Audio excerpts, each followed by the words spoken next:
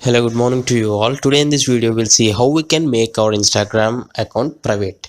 So previously in the previous versions of the Instagram, the option is directly available under the settings. Now with the latest updated app of Instagram as of October 2019, I'll show you it is available. The private option is available, but it's under you need to first click on your profile.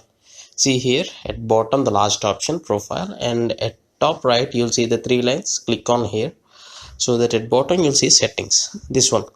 Click on the settings, and here it used to be directly available here, private, but in the updated app click on privacy, and under privacy click on account privacy.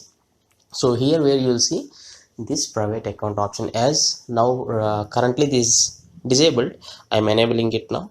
When your account is private, only people you can approve can, means only if someone requests you to follow, and if you accept, then only they can see your posts, means what are the photos or videos what you applied. So my account is private now.